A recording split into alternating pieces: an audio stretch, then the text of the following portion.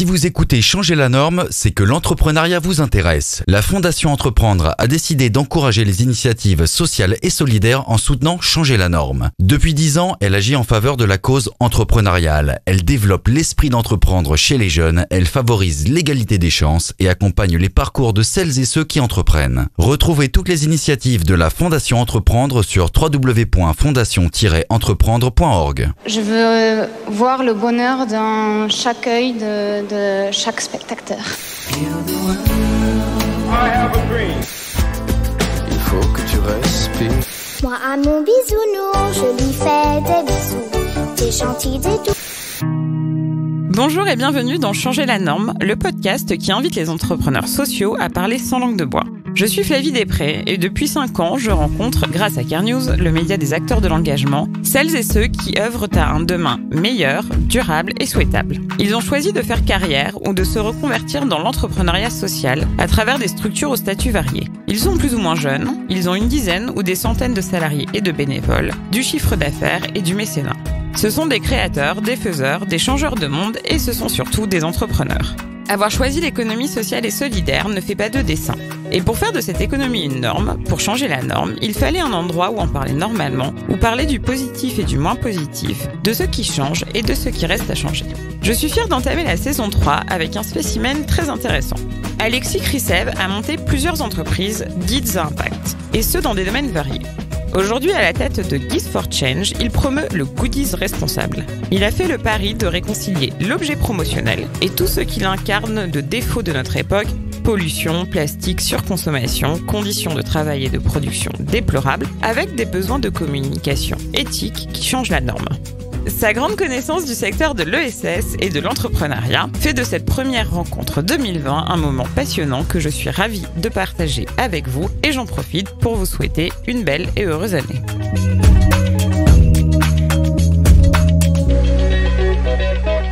Bonjour Alexis. Bonjour Flavie. Tu vas bien? Très bien et toi? Bah écoute, ça va bien. On commence la saison 3 de Changer la norme avec toi, donc je suis contente. Je suis très fière. Ah écoute...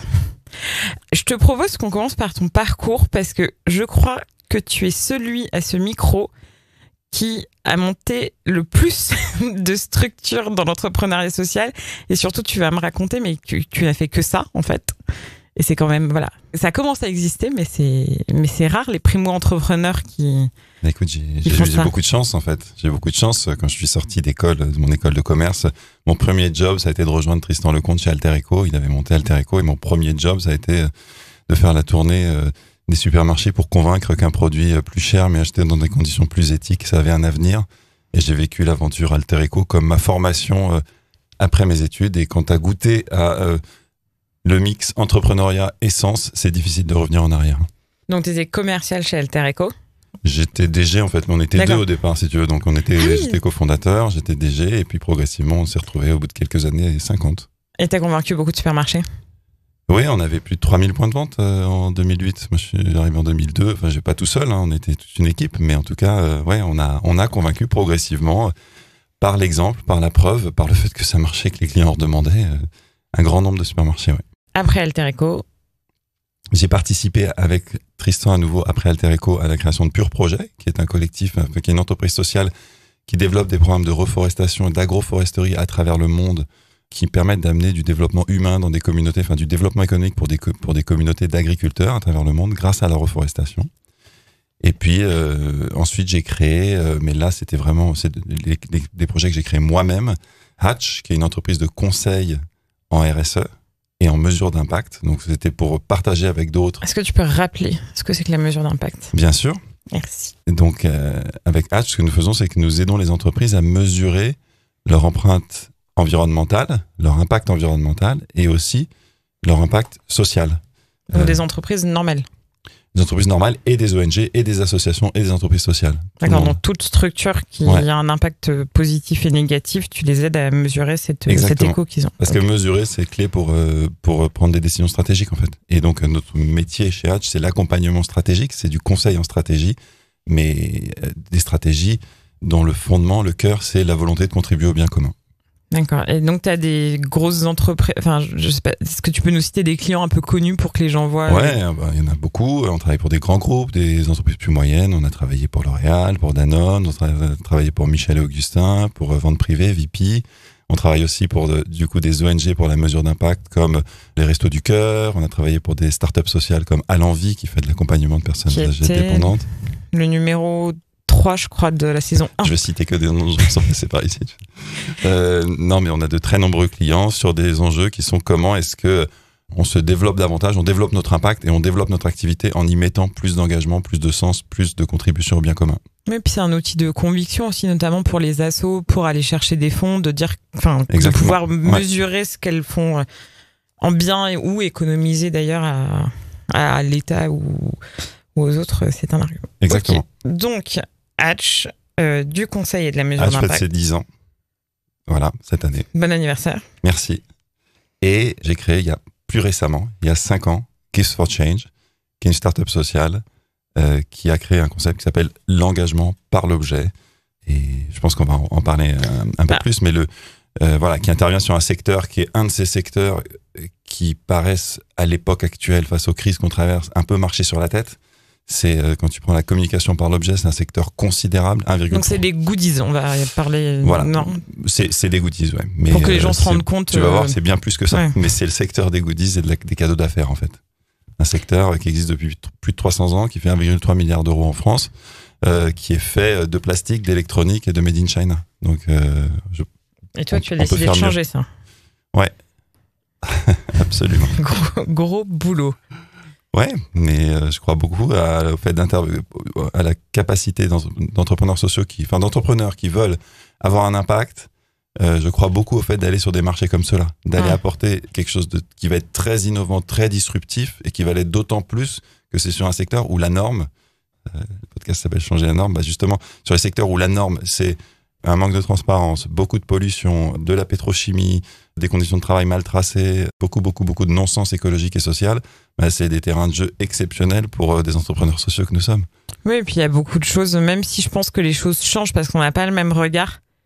Moi, je donne souvent l'exemple il y a un compte Instagram, c'est une fille qui s'appelle Anne-Solange Tardy que j'aime bien, elle fait des photos, et un jour elle a posté une photo en disant il y a 5 ans j'aurais vu que la boisson, et aujourd'hui je ne vois que la paille. Exactement. Parce qu'en fait, on a des regards. Moi, je suis allée à un festival cet été que j'adore par ailleurs et qui fait beaucoup d'efforts dessus. Et je me suis dit, mais tous ces bobs qui reportent un bob qu'il a eu dans un festival. Moi, exactement. Non, mais je ne juge pas. Ouais, non, mais absolument. Et en fait, quand tu regardes, alors c'est un marché de communication, donc un marché publicitaire. En fait, quand tu regardes, le secteur est en train de se transformer très fort, celui de la communication, celui de la publicité. T'as un effondrement des médias un peu traditionnels, genre la pub à la télé, la pub au cinéma, il y en a de moins en moins. Mais paradoxalement, l'objet continue à être un média qui est plébiscité, qui est apprécié. Il va pas disparaître du jour au lendemain. Donc soit on se dit, c'est pas bien, faut arrêter, etc. Soit on se dit, en fait, non, le secteur va continuer. Par contre, les milliards de briquets, de clés USB qui se déversent dans les océans, c'est plus possible. Plastique à tous les étages, juste pour faire de la com, c'est pas possible. Donc, une des façons d'y répondre, c'est de dire on va essayer de faire mieux, plus de traçabilité, conformité, on va mettre du développement durable dans le goodies, mais ça restera quand même du goodies et ça restera quand même une activité polluante.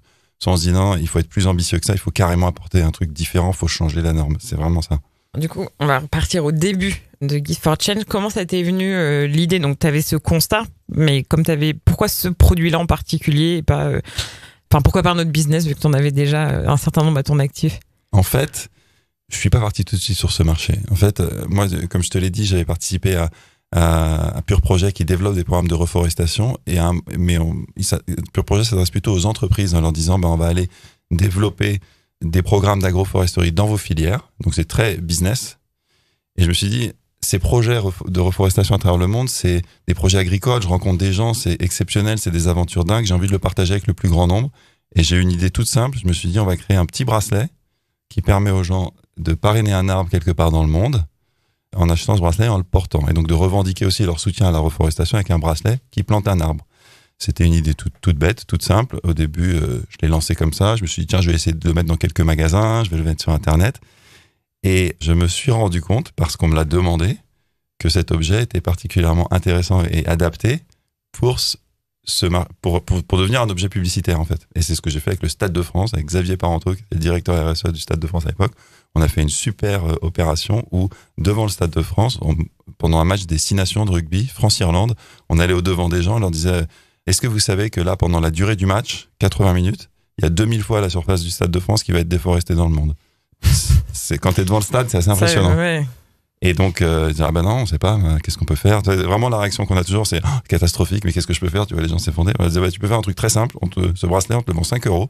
Ça permet de préserver une surface en Amazonie péruvienne, chez des producteurs de cacao équitables et bio. Et en fait, ce premier truc m'a ouvert les yeux sur, il y a des histoires à raconter, on peut faire des trucs très différemment, et on peut permettre de faire de la communication par l'objet, non plus un sujet juste de pub, mais aussi un sujet d'engagement. Et ça change tout, en fait. Tu t'es dit qu'il y avait un marché et qu'en plus, ça était, voilà, tout correspondait, ça cochait toutes les cases de tes convictions et de ce que tu savais faire. Ouais. Et vous avez commencé par les bracelets. Exactement, ouais. Mais maintenant, vous faites beaucoup d'autres choses. Et oui. Et donc, ça a 5 ans. Vous êtes combien il y a combien de personnes qui travaillent pour Gift for Change? On est une dizaine. 11, je crois, aujourd'hui. D'accord. Et donc, alors, ce qu'il faut savoir, c'est que j'ai sous les yeux, mais j'essaie de pas y toucher parce que j'ai des bracelets, j'ai des stickers en bois. Des stickers en bois et des étiquettes à bagages. Donc tout est en bois, c'est la récurrence de Gift for Tout Change. n'est pas en bois, mais c'est assez majoritaire. En tout cas, dans tout ce qu'on fabrique nous-mêmes, il nous arrive aussi de distribuer des objets qu'on trouve innovants et sympas qu'on va chercher ailleurs. Mais en tout cas, dans ce qu'on fabrique nous-mêmes, on a mis en place des ateliers de production dans des ESAT. Donc nos objets sont fabriqués par des personnes en situation de handicap, notamment en Ariège. Okay. Tout est très majoritairement ce que nous faisons fabriquer en France. Donc c'est aussi un autre impact positif sur un secteur qui est très majoritairement délocalisé. Donc on ramène la communication par l'objet en France, et puis on amène des débouchés à des filières, notamment le bois, qui en France est une filière d'excellence, mais qui n'a pas toujours suffisamment de débouchés. Donc le bois, c'est très majoritaire. Comme tu l'as dit, en effet, au début, c'était des bracelets qui plantent des arbres. Aujourd'hui, on a complètement développé ce concept, donc on l'a étendu en termes de quantité d'objets, et on l'a aussi étendu en termes de quantité de causes. Et notre savoir-faire aujourd'hui, c'est de permettre à une marque, à une entreprise, de s'engager pour une grande cause, pas forcément la reforestation, n'importe quelle grande cause qui lui va bien, et de le faire avec des objets qui sont éco-responsables, faits en France, biodégradables, issus de sources renouvelables, comme du bois, issu de forêts éco-gérées, du papier recyclé, du lin européen tissé en France. Voilà, donc d'apporter vraiment un concentré d'impact positif. Et dans ces objets, une partie de leur prix va à des projets associatifs. Donc la reforestation, mais aussi plein d'autres projets. Donc l'engagement par l'objet, juste pour résumer, c'est ça, c'est permettre aux entreprises de s'engager pour des grandes causes sociales, environnementales, par le biais d'objets de communication éco-responsables. C'est Gift for Change qui reverse les fonds? Oui, absolument. Dans le prix que les objets sont vendus, une partie du prix. D'accord, donc tu fais dans ton devis, t'as une partie objet et une partie don. Ouais, exactement. Et comment vous choisissez les assos? Eh bien, on va chercher des associations dont d'abord qu'on connaît, de confiance, et par ailleurs, dont l'activité répond particulièrement bien aux enjeux des entreprises auxquelles on s'adresse. C'est là où notre savoir-faire aussi de conseil en stratégie, c'est là où on voit que c'est pas juste de la com, en fait. C'est vraiment une réflexion pour dire comment est-ce qu'on transforme l'entreprise, comment on l'amène progressivement à se transformer. Si tu lui fais prendre la parole et s'engager pour n'importe quelle cause, c'est un peu à côté de la plaque. Nous tous, on est sensibles à certaines causes. Les entreprises, c'est pareil. Il y a leur sensibilité et aussi leur business. Donc, je te donne un exemple. Avec la FNAC, l'année dernière, on a fait une campagne d'engagement par l'objet qui permettait de lever des fonds pour faire des projections de cinéma dans les hôpitaux pour les enfants malades. Donc, l'accès à la culture et la FNAC, ça va plutôt bien ensemble. Chez Nature et Découverte, on a créé ensemble une gamme de bracelets à l'effigie d'animaux menacés. Et donc, quand tu achètes ces bracelets, tu protèges les animaux représentés. Les ours, les éléphants, les tortues marines, les bonobos. Donc, Nature et Découverte et la cause animale, on n'est pas trop, c'est relativement logique et ainsi de suite. Donc, à chaque fois, on fait ce travail d'essayer de trouver des causes pour lesquelles, en fait, des combats qui vont bien aux entreprises avec lesquelles nous travaillons. L'exemple, moi, que je connaissais le plus connu, c'est avec Disney. Ouais. Avec des petits lions, des grands lions même. Et du coup, c'était pour les lions. Bah ouais, c'était à l'occasion de la sortie du Roi Lion au cinéma. Il y avait combien c'était dans les boutiques Disney qui se vendaient le Non, bracelet? C'est un partenariat qu'on a mis en place avec Disney et avec Gaumont. Donc c'était vendu dans tous les cinémas Gaumont à l'occasion de la sortie du Roi Lion. Et Gaumont a reversé l'intégralité du produit de la vente, en fait, pour l'association Panthera, qui vient en aide aux félins, mais particulièrement aux lions. Donc, Le Roi Lion, c'était sorti il y a 25 ans, le premier, celui qu'on a vu quand on était gamin. Enfin, toi, t'étais pas né, mais pour ceux qui étaient nés. Si, moi, j'étais né, j'étais en train de prendre un coup de vieux énorme. Et en 25 ans, malheureusement, il y a la moitié de la population mondiale de lions qui a disparu. Enfin, la population des lions a été divisée par 2. Disney a ressorti le Roi Lion, là, dans une technologie impressionnante. Et à l'occasion de la nouvelle sortie, ils ont pris un engagement mondial pour soutenir le Lion Recovery Fund pour doubler la population des lions à nouveau d'ici 2050. Et on a créé pour eux un bracelet à l'effigie de Simba, du petit roi lion. Un bracelet en hêtre massif français, posé sur une cartonnette en papier recyclé, fait à l'ESAT de Pamiers en Ariège, par des ouvriers en situation de handicap. Pour chaque bracelet, 1 euro est reversé à cette association. Donc, qui vient en aide aux Et ça a bien marché? Ça a super bien marché, ça a donné une très forte visibilité à l'opération parce que grâce aux objets, tu as un effet de contagion et de dissémination. C'est pour ça que l'objet publicitaire, à l'origine en fait, est intéressant, c'est que c'est un super média. Tu te le passes de main en main, tu l'as dans la poche, tu l'as sur toi. C'est assez rare d'avoir un média ou un élément de publicité sur soi. Tu l'as sous les yeux, tu as un affichage, mais le ramener, de l'avoir dans ta zone d'intimité, tu vois, un bracelet, tu le portes au poignet, tu l'as dans ta poche. Donc en fait, tu as toujours présent à l'esprit. Donc le bracelet a permis de donner corps à cet engagement de Disney en faveur des lions et de le partager sur les réseaux sociaux, d'en parler, de l'acheter pour un ami, de le vendre, de le distribuer partout.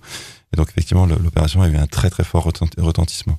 Pour bien comprendre le modèle économique, c'est les entreprises qui achètent des bracelets, après elles gèrent des bracelets ou des tags ou des choses comme ça, et après elles gèrent. Vous êtes ESUS, vous avez un pédigré ESS particulier. Ouais. Alors juste, je vais répondre à cette question, mais tu disais le modèle économique, pour préciser, il y a 2 choses en fait. Dans certains cas, nos objets sont vendus. Ok. Donc ça, c'est des opérations qu'on mène dans les acteurs de la distribution, Fnac, Sushi Shop, Nature et Découverte, Monoprix. Donc les objets sont vendus. Et dans certains cas, ils sont offerts. Et là, c'est des cadeaux d'affaires et des goodies. Donc, t'as les 2 cas. Alors, parce que je sais que l'objet que tu détestes le plus, c'est le briquet. Quand vous tapez le nom d'Alexis sur Google, il y a une campagne anti-briquet assez forte. En fait, c'est pas que je déteste les briquets, mais c'est qu'il n'y a pas plus absurde si t'es une marque et que tu veux valoriser ta marque dans le monde d'aujourd'hui que d'offrir un briquet. Il concentre toutes les tares qu'on peut imaginer dans le monde d'aujourd'hui. Pour le fabriquer, il faut porter à des températures de malade. C'est indissociable parce que le métal, pour des raisons de sécurité, ne peut pas être dissocié du plastique. C'est rempli de gaz. Et ça sert en plus à une fonction qui est une des premières causes, un des premiers problèmes de santé publique. Quand c'est terminé, cancer et autres, et quand c'est terminé, c'est un déchet qui est indémontable, inrecyclable. Et on fabrique 7 milliards de briquets jetables par an dans le monde. 1 par personne. Pas uniquement pour le marché de l'objet publicitaire, mais quand même. Donc c'est ce type d'absurdité. Donc c'est particulièrement évident quand on parle du briquet, mais je pourrais parler assez longuement de la clé USB, je pourrais te parler des batteries de portable. La clé USB, moi, on va reparler d'ESUS et de ESS, que le temps passe, il faut qu'on avance, mais juste pour finir sur l'objet publicitaire, je voulais te poser au début et j'ai oublié, est-ce que tu sens les choses changer? Parce qu'on a tous des regards, avec Air News, on fait beaucoup d'événements et maintenant, les gens refusent beaucoup le tote bag, la clé USB, enfin, ce qu'on te force un peu à prendre et je trouve qu'il y a moins de cadeaux d'entreprise, pas par radinerie, mais est-ce que toi, tu as vu les choses beaucoup changer en 5 ans ou est-ce que... Si tu veux, ça va paraître paradoxal, ce que je veux dire, mais moi, mon but dans l'absolu, c'est pas forcément limité au secteur de l'objet publicitaire. Il va se transformer comme tous les marchés vont se transformer. Mais globalement, je pense que le combat, il est beaucoup plus large que ça. Je pense que le plastique, il faut l'arrêter, en fait, tu vois. C'est globalement, il faut réserver le plastique à des cas rares où le plastique est un vrai bénéfice par rapport à autre chose d'un point de vue environnemental. Ça peut arriver. Tu vois, quand tu as des plastiques réutilisables qui viennent te supprimer des centaines et des centaines de déchets, ça peut avoir du sens. Ou à des usages médicaux où ça apporte une forme de sécurité haute. Mais sinon, avec le rapport parlementaire qui est sorti, au-delà d'être une catastrophe environnementale, c'est une catastrophe de santé publique. C'est pas juste, il faudrait qu'il y ait un peu moins de plastique dans le petit secteur de la communication par l'objet. Non, plastique, c'est plus possible. Principe de précaution, il faut que tous, là, on se mobilise, on réduise à fond. Donc les choses, oui, depuis 20 ans, si je les vois se transformer à grande vitesse. Malheureusement, assez souvent, pas assez vite par rapport à l'ampleur des enjeux. Donc il y a des raisons d'espérer d'un côté, les choses se transforment, et il y a des raisons de désespérer par autre moment, où on se dit ça va pas assez vite. Mais est-ce que tu sens chez les acheteurs, ou je sais pas si ton interlocuteur c'est le département RSE ou les achats, mais Parce qu'on pourrait se dire, si je me fais l'avocat du diable, que c'est cosmétique et qu'en fait, comme beaucoup de choses que nous autres entrepreneurs sociaux, je me mets dans le tas, faisons qu'en fait on est un grain de sable dans le désert et que on sert à, on est la caution raisonnable. Moi j'aime bien les gens qui remplacent les départements RSE par les départements du bon sens. Je trouve ça chouette comme expression. Ouais. Enfin, sauf que si tout le monde le fait, ça serait moins chouette, je pense. Mais bon. Est-ce que tu sens quand même est-ce que tu es plutôt optimiste ou est-ce que tu sens que ça va pas vite et que bon.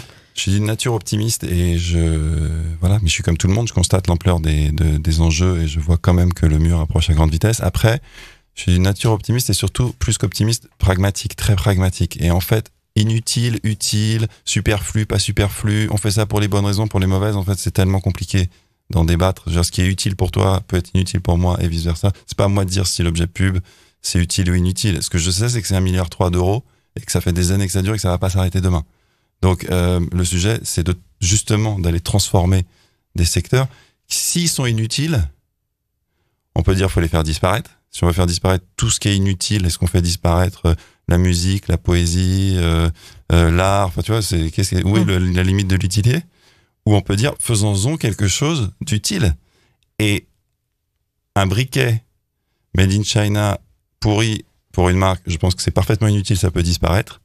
Et là, je vais faire un peu ma pub, mais un bracelet fait en ESAT par des ouvriers en situation de handicap en France, dans un matériau recyclable, renouvelable, qui en plus apporte des financements à des associations qui en ont gravement besoin parce qu'elles sont en difficulté, je vois pas comment on peut considérer ça inutile. C'est un concentré d'utilité, en fait. Mais simplement, la notion d'utilité, là, on parle de l'utilité pour le monde, pour la société, pour les autres. Et là, si c'est ça l'utilité, on est hyper utile. Il faut surtout pas qu'on disparaisse. Voilà, du coup, on va parler utilité sociale. Ouais. Je fais ma petite transition pour revenir à ma question. Je vais y répondre, je t'ai promis. Non, mais voilà, est-ce que vous êtes ESUS? Est-ce que vous avez des prix ESS? Moi, j'aime bien faire la carte, le CV des gens. Enfin, des boîtes plutôt. Alors, on n'est pas ESUS. On répond tout à fait aux critères pour l'être, mais on a, pour l'instant, pas choisi de l'être. On est B Corp. Hatch est déjà B Corp. Et Gifts for Change, j'ai bon espoir qu'il le soit dans quelques semaines. Oh. Et on est aussi de plus en plus impliqué dans le mouvement des entreprises à mission. Et je souhaite que Gifts for Change devienne une entreprise à mission également. Est-ce que tu peux rappeler ce que c'est qu'une entreprise à mission? Parce que tout le monde ne connaît pas la fileture et Emery et la Camif. Absolument. Donc, dans le cadre il y a quelque chose qui est assez important qui s'est passé, qui est peut-être passé un peu inaperçu, mais le Code civil français a changé, en fait. Et les entreprises, grâce à la loi Pacte, peuvent désormais se définir comme ayant autre chose qu'un objectif purement de générer du profit pour leurs actionnaires, mais aussi d'avoir une contribution au bien commun. Et donc, tu peux définir ton entreprise comme ayant, dans ses statuts, un objectif de contribution au bien commun. Une entreprise à mission, c'est ça, c'est une entreprise qui définit une raison d'être pensée par rapport à son rapport au monde, qui définit des engagements et qui les inscrit dans ses statuts sur comment elle va contribuer à cette raison d'être, et qui mesure la manière dont elle contribue à cette raison d'être par des indicateurs, et qui ensuite soumet cette mesure à un comité indépendant pour s'assurer que l'entreprise remplit bien la mission qu'elle s'est confiée. Donc c'est ça qu'on souhaite devenir, et je fais partie d'un groupe de travail avec d'autres entrepreneurs sur les startups à mission. Et donc on n'est pas ESUS, pour te dire pourquoi. Alors on est par ailleurs financé par des acteurs de l'impact, notamment INCO et d'autres qui sont des investisseurs à impact. Voilà, des investisseurs à impact. On a du coup dans nos pactes d'associer un objectif d'impact social, une obligation d'impact social. Ça fait partie de nos engagements. On répond encore une fois aux critères des US en termes de lucrativité limitée, en termes d'écart de salaire très largement, et en termes de mission sociale inscrite dans nos statuts. Mais simplement dans le monde de l'engagement que tu connais comme moi, il y a un peu de monde qui cohabite. Le monde historique de l'entrepreneuriat social, du secteur associatif, qui a donné lieu à un certain nombre de choses comme l'entrepreneuriat social, comme ESUS et ces statuts-là. Donc quand tu es plutôt de cette école-là et de ce monde-là, tu t'adresses plutôt au monde du financement de cette nature, au financement de mouvements mutualistes, paritaristes, etc. Enfin, je ne vais pas rentrer trop dans le détail. Et puis tu as une autre partie du secteur de l'impact qui est très business compatible. Et en fait, moi, j'assume d'essayer d'être le plus possible business minded parce que je veux que ce que nous faisons devienne la norme. Et donc, je veux le moins possible de trucs qui m'identifient comme différent des autres. Je veux dire, l'entreprise Gifts for Change, elle est pas bidule, machin chouette, elle est juste normale, en fait. Ouais, mais c'était le postulat du podcast que les entrepreneurs sociaux étaient, entre autres, des entrepreneurs comme les autres, Exactement. qui avaient des appétences business. Parce que vous avez levé combien de fois avec Give for Change ? On a levé 3 fois, si on doit les rassembler, mais avec d'abord des montants relativement modestes. Et puis là, on a fait une levée un peu plus significative cette année. Ouais. Ouais, vous avez grimpé. Ouais. Et ça vous permet de faire quoi, la levée là ? Ça nous permet d'investir dans notamment des sujets de digitalisation de notre activité, développer des outils web qui vont nous permettre notamment aux gens de passer des commandes en ligne, de personnaliser leurs objets, de donner de la visibilité à notre projet, de recruter, de structurer notre production, de donner encore une fois plus de notoriété, de développer le commercial, enfin de tout ce dont une entreprise a besoin pour passer d'un statut de jeune pousse à une entreprise d'une taille un peu plus significative qu'on est en train de devenir en fait. On a passé le chiffre des 10 personnes et ça devient un peu un nouveau cap en fait. J'ai oublié de te demander si c'était beaucoup plus cher. Je me rends pas compte du tout du plus cher prix. que quoi? Par exemple, si je prends, j'ai une étiquette à bagages. Ouais.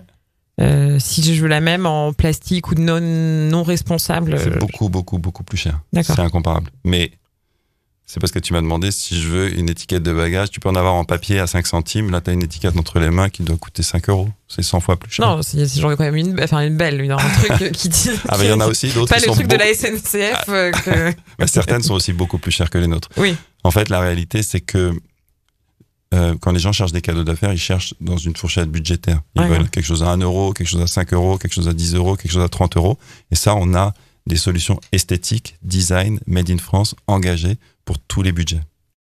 Il va falloir terminer ce podcast parce que là, on commence à dépasser le créneau. Mais tu as répondu en partie à la question que je vais te poser. Mais qu'est-ce que tu sens, toi, comme tu n'es pas vieux, mais tu as une longue expérience dans l'entrepreneuriat social, qui devient c'est plus sexy. Enfin, je crois que les gens commencent à comprendre ce qu'on fait aussi parce qu'il y a des gens qui font la une et qui sont jeunes, beaux, successful et en plus bien pensants.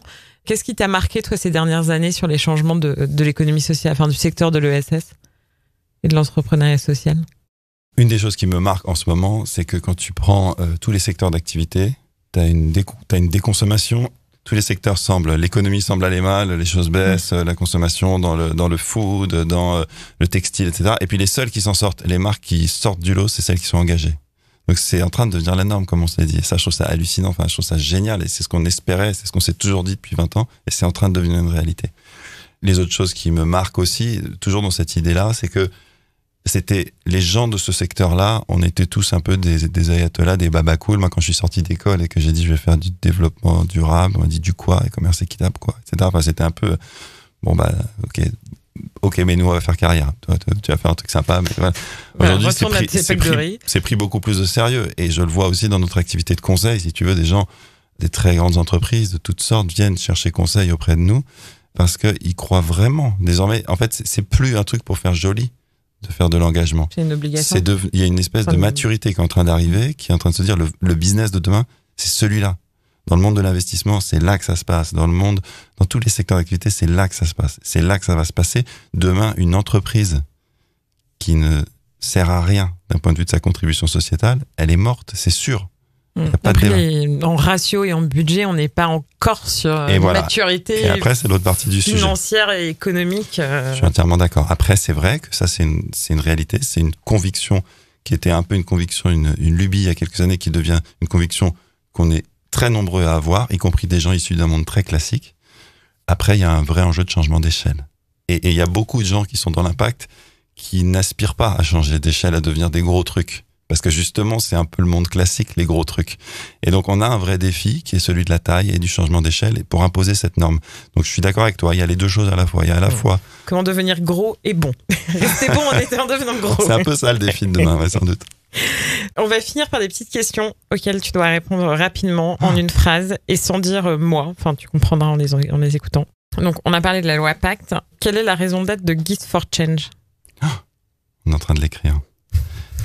Je te fais travailler. Permettre aux entreprises et aux marques de donner forme et de donner corps à leurs engagements. L'homme ou la femme politique que tu voudrais convaincre ? Donald Trump. La taxe que tu aimerais inventer ou supprimer ? Une taxe sur tous les produits dérivés du pétrole ? Je me doutais qu'il allait avoir un briquet au moyen plastique dans le patron ou la patronne du CAC 40 que tu pourrais ou voudrais être. Aucun. Je ne trouve pas, je suis désolé. Ça sera toi un jour. Et la somme pour laquelle tu tairais un scandale politique. La somme pour laquelle je tairais un scandale politique ? Oui. Je ne suis pas achetable. Merci beaucoup Alexis. Merci à toi. Merci d'avoir écouté jusqu'au bout cet épisode. Changer la norme, le podcast de CareNews se retrouve sur SoundCloud, iTunes, Spotify et partout la technologie à l'heure de nous mener. N'hésitez pas à nous suggérer des invités, à faire des commentaires, à diffuser autour de vous et à noter le podcast afin de vraiment changer la norme. Merci.